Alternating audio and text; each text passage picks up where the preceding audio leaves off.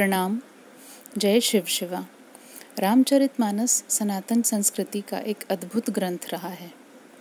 हमारे इतिहास में एवं सनातन संस्कृति में इसकी महिमा का बहुतायत से उल्लेख मिलता है। इसका एक कारण शायद यह भी है कि रामचरितमानस का बहुत गहरा संबंध हमारे दैनिक जीवन से है, या इसे यूँ कह लें कि हमारे दैनिक जीवन के प्रत्येक पहलू से जुड़ी समस्याओं का हल रामचरितमानस के भीतर ही है।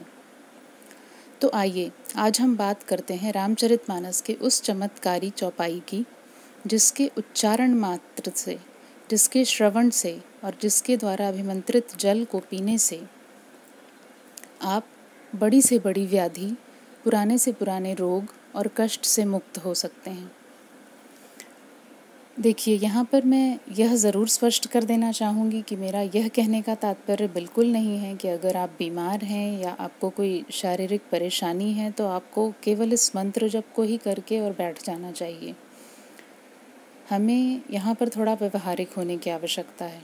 अगर आप बीमार हैं या आपको कोई शारीरिक परेशानी है तो आपको सबसे पहले किसी चिकित्सक का परामर्श लेना चाहिए, उनके द्वारा बताई हुई दवाओं का सेवन करना चाहिए और उसके साथ यदि आप इस मंत्र जप का प्रयोग करें, रोगी स्वयं मंत्र का जप करे या श्रवण करे या उसके द्वारा अभिमंत्रित जल को उसे दिया जाए तो निसंदेह उसे अद्भुत रूप से स्वास्थ्य लाभ प्राप्त होता है। तो आइए अब हम उस चमत्कारी चौपाई का उच्चारण करते हैं, जिसके उच्चारण से रोगी अपने कष्ट से मुक्त हो सकता है। बहुत ध्यान से सुनिएगा। दैहिक दैविक भौतिक तापा, राम राज नहीं काहू ही व्यापा। दैहिक दैविक भौतिक तापा, राम राज नहीं काहू ही व्यापा। मैं एक बार पुनः इसका उच्चारण कर दे रही हूँ ताकि आप इसे स्पष्ट रूप से सुन और समझ सकें। दैहिक दैविक भौतिक तापा, राम राज नहीं काहू ही व्यापा। दैहिक दैविक भौतिक तापा, राम राज नहीं काहू ही व्यापा।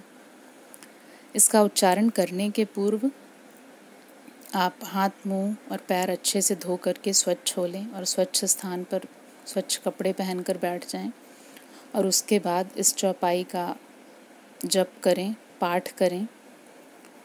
अगर ये रोगी के द्वारा संभव हो तब तो बहुत ही अच्छा है, और अगर रोगी इस अवस्था में नहीं हो कि वह इस मंत्र का, इस चौपाई का पाठ स्वयं कर सके, तो वो इसका श्रवण कर सकते हैं। उस परिस्थिति में भी इसका लाभ उन्हें निश्चित रूप से मिलता है।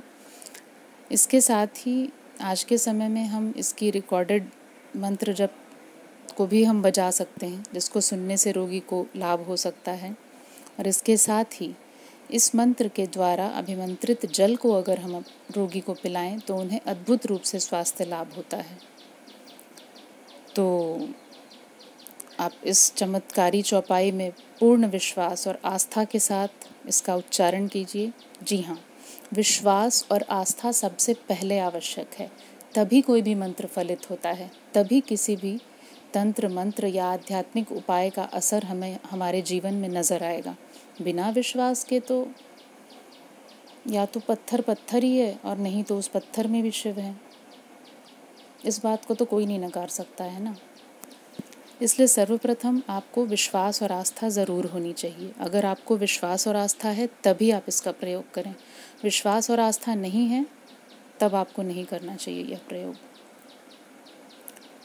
तो रामचरितमानस की इस अद्भुत चौपाई के प्रति आस्था मन में रखते हुए, श्री हनुमान जी और श्री राम का नाम लेते हुए अगर आप उनसे प्रार्थना करें तो असाध्य से असाध्य रोगों में भी बहुत चमत्कारी रूप से स्वास्थ्य लाभ प्राप्त होता है। देखिए, प्रार्थना में बहुत ज़्यादा शक्ति होती है, तभी तो हर एक धर्म में प्रार्थना का हम इस्तेमाल करते हैं।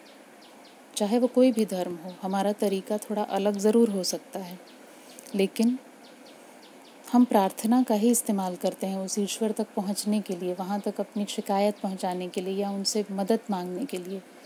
तो सच्चे मन से प्रार्थना कीजिए, इस चौपाई का उच्चारण कीजिए और स्वास्थ्य लाभ लीजिए।